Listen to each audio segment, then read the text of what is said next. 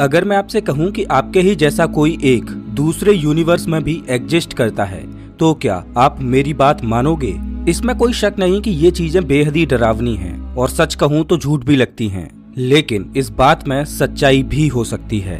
Parallel universe theory के मुताबिक आपका ही एक कॉपी दूसरे यूनिवर्स में भी एग्जिस्ट करता है। समानांतर ब्रह्मांड की इस अविश्वसनीय थ्योरी में ज्यादातर कोई भी वैज्ञानिक विश्वास नहीं करता, लेकिन फिर भी बार बार हमें ऐसे सबूत मिल रहे हैं जो इन पैरेलल यूनिवर्स की एग्जिस्टेंस की ओर इशारा करते हैं। तो अब ये पैरेलल यूनिवर्स क्या है और इनकी डिस्कवरी से हमें क्या मिलेगा? आज की इस वीडियो में हम यही देखेंगे। साथ ही कुछ ऐसे सॉलिड प्रूफ्स के बारे में भी जानेंगे जिससे पैरेलल यूनिवर्स की थ्योरी सच साबित हो रही है। तो वीडियो को अंत तक देखते रहिए। हम भी कह सकते हो कि ये हमारी एग्जिस्टेंस का सबसे बड़ा सवाल है। वैज्ञानिकों को भी ये सवाल हर वक्त परेशान करते हैं, लेकिन वे उन लोगों में से एक हैं जो नॉर्मल जवाबों के बजाय असाधारण जवाब ढूंढने की कोशिश करते हैं। कुछ का तो ये तक कहना है कि हमारे जैसे ही अनंत ब्रह्मांड इस दुनिया में मौजूद हैं, जिन्हें सरल भाषा में पैरेलल यूनिवर्स या मल्टीवर्स भी कहा जाता है। मैं जानता हूँ कि ये सारी चीजें किसी मूवी या फिर साइंस फिक्शन बुक में ही सच लगती हैं, लेकिन फिर भी समय समय पर कुछ ऐसी जानकारियां सामने आती रहती हैं जो हम सबका इंटरेस्ट बढ़ा देती हैं।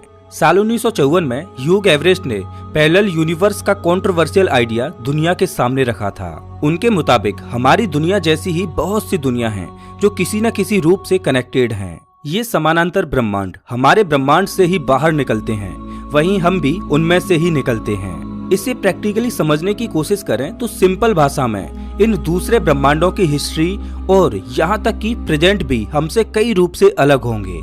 हो सकता है कि दूसरे ब्रह्मांडों में वर्ल्ड वॉर किसी और ने जीता हो सकता है कि दूसरे ब्रह्मांडों में इंसानों के साथ डायनासोर भी रह रहे हों, या फिर ऐसा भी हो सकता है कि दूसरे ब्रह्मांडों में इंसान पूरी तरह से विलुप्त हो चुके हों। उस वक्त में एवरेस्ट की इस थ्योरी को नकार दिया गया था और कोई भी इसे मानने के लिए तैयार नहीं हो रहा था। लेकिन एवरेस्ट असल में एक बेहद ही कॉम्प्लिकेटेड सवाल का जवाब दे रहे थे जो उस वक्त भी वैज्ञानिकों को परेशान करे हुए था। क्वांटम फिजिक्स की पढ़ाई में सभी की दिलचस्पी जाग रही थी और सभी लोग इस अजीब दुनिया को समझना चाहते थे। असल में क्वांटम फिजिक्स क्वांटम लेवल पर मौजूद चीजों की स्टडी है, यानी कि ये उन छोटी चीजों की स्टडी है जिसे आप अपनी आंखों से नहीं देख सकते, जैसे कि एटम्स और इलेक्ट्रॉन्स इत्यादि। लेकिन कई बार क्वांटम फिजिक्स इससे भी छोटी चीजों की प्रॉपर्टीज को समझने की कोशिश करता है। इस दुनिया में क्वांटम मैटर नाम की एक चीज एग्जिस्ट करती है जो कभी कभार बेहद ही अलग तरह से रिएक्ट करने लगती है। इसका ये बिहेवियर दूसरे पार्टिकल से बिल्कुल अलग हो जाता है। इसी चीज को वैज्ञानिक समझ नहीं पाते, इसीलिए तुरंत परेशान हो जाते हैं। इसका जवाब देने के लिए वैज्ञानिक थ्योरी देते हैं कि प्रकृति के बारे में हम जितने भी नियमों को जानते हैं, शायद उनसे और ज्यादा चीजें हैं जो दुनिया को चलाती हैं, और इस चीज को भी प्रूव किया जा सकता है। जो लोग क्वांटम मेटा के बारे में स्टडी कर रहे हैं, उन्हें पता चला है कि क्वांटम पार्टिकल्स जैसे कि फोटोन अलग अलग फॉर्म्स लेते रहते हैं। इसमें किसी भी तरह का पैटर्न दिखाई नहीं देता। जो वैज्ञानिक इस स्टडी को कर रहे हैं, उनका कहना है कि फोटोन कभी कभी वेव की तरह काम करते हैं तो कभी कभी पार्टिकल की प्रॉपर्टीज को दिखाते हैं। ये बिल्कुल इस तरह है जैसे कि एक इंसान एक पल में सॉलिड चीज था और दूसरे पल में गैस बन गया। वैज्ञानिक मानते हैं कि जब हम क्वांटम पार्टिकल्स को ऑब्जर्व करते हैं, तब हमारी उस ऑब्जर्वेशन की वजह से उनकी प्रॉपर्टीज बदल जाती है। इसके साथ ही ये भी कहा जाता है कि हमारे ऑब्जर्व करने की वजह से हम उन क्वांटम पार्टिकल्स के स्टेट तक को बदल देते हैं। हम जब उन्हें देखते हैं तब वो एक पर्टिकुलर स्टेट को पकड़ लेते हैं और हमें उसी कंडीशन में दिखाई देते हैं। तो अब ये पैरेलल यूनिवर्स की थ्योरी से कैसे रिलेटेड हैं? एवरेस्ट का कहना था कि जब हम क्वांटम पार्टिकल्स को ऑब्जर्व करते हैं तब वो अपना स्टेट नहीं बदलते, बल्कि वो ब्रह्मांड को ही विभाजित कर देते हैं। इसका मतलब ब्रह्मांड में हर एक क्वांटम मैटर का स्टेट अलग अलग ब्रह्मांडों में कन्वर्ट हो जाता है। मैं जानता हूँ कि इसे अच्छे से समझना थोड़ा मुश्किल है, लेकिन आप इसे ऐसे इमेजिन कर सकते हो कि क्वांटम वर्ल्ड में किसी यूनिक प्रॉपर्टी की वजह से ब्रह्मांड अलग अलग भागों में डिवाइड हो जाता है। हम जानते हैं कि आसपास की हर एक चीज क्वांटम पार्टिकल से बनी है।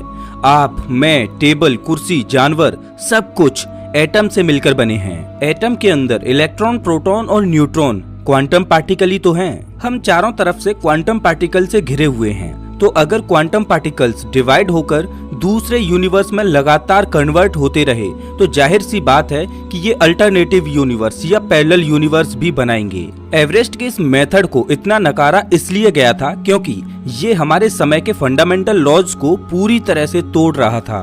कई सालों तक उसकी इस थ्योरी पर यकीन नहीं किया गया, लेकिन हाल ही में वैज्ञानिक एक बार फिर से उसकी इस थ्योरी की तरफ आकर्षित हो रहे हैं। भले ही उसे प्रैक्टिकल तरीके से इस्तेमाल करने का कोई जरिया ना हो, तब भी कई वैज्ञानिक ये कह रहे हैं कि इस थ्योरी के बारे में अगर सोचें तो ये थ्योरेटिकली जरूर पॉसिबल है। केवल एवरेस्ट की ये थ्योरी ही क्वांटम पार्टिकल्स के विज्ञान को एक्सप्लेन नहीं करती, बल्कि स्ट्रिंग थ्योरी भी इसी पर काम करती है। स्ट्रिंग थ्योरी का कहना है कि इस दुनिया में क्वांटम पार्टिकल्स से भी ज्यादा छोटे पार्टिकल्स एग्जिस्ट करते हैं। स्ट्रिंग थ्योरी ये भी कहती है कि पैरेलल यूनिवर्स भी एग्जिस्ट करते हैं। करीब 13.8 बिलियन साल पहले बिग बैंग हुआ था, तभी से हमारा ब्रह्मांड लगातार बड़ा होता जा रहा है और एक्सपेंड कर रहा है। हर एक पैरेलल यूनिवर्स एक ही पॉइंट से इमर्ज हुए हैं, फिर भी हम दूसरे ब्रह्मांडों में किसी भी तरह की इंफॉर्मेशन ट्रांसफर नहीं कर सकते क्योंकि ये ब्रह्मांड एक दूसरे से जुड़े हुए नहीं हैं। पैरेलल यूनिवर्स थ्योरी पर विश्वास नहीं करने वाले बहुत से वैज्ञानिक हैं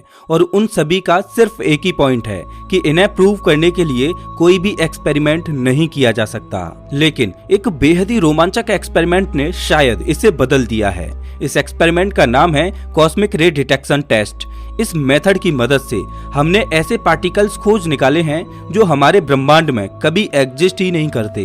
नासा के अंटार्कटिका इम्पल्सिव ट्रांजिएंट एंटीना ने स्पेस में बहुत सारे हाई एनर्जी पार्टिकल्स खोजे हैं जिनकी पावर इतनी ज्यादा है कि हम पृथ्वी पर उन्हें कभी बना नहीं सकते।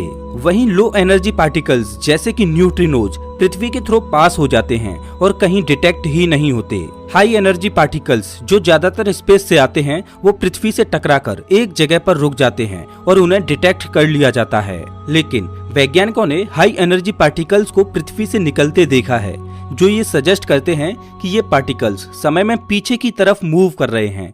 इसी चीज से वैज्ञानिकों ने प्रिडिक्ट किया है कि पैरेलल यूनिवर्स एग्जिस्ट करते हैं। इसे भी समझना थोड़ा मुश्किल है। हाई एनर्जी पार्टिकल्स का समय में पीछे की तरफ मूव करना सच में बेहद ही कंफ्यूजिंग है, लेकिन ये एक बात जरूर साबित करती है कि पैरेलल यूनिवर्स एग्जिस्ट करते हैं। नासा की इस डिस्कवरी को भी कई लोग एक्सेप्ट कर रहे हैं। उनका कहना है कि शायद दुनिया के दूसरे फिनोमिना की वजह से भी ये चीज डिटेक्ट हो सकती है।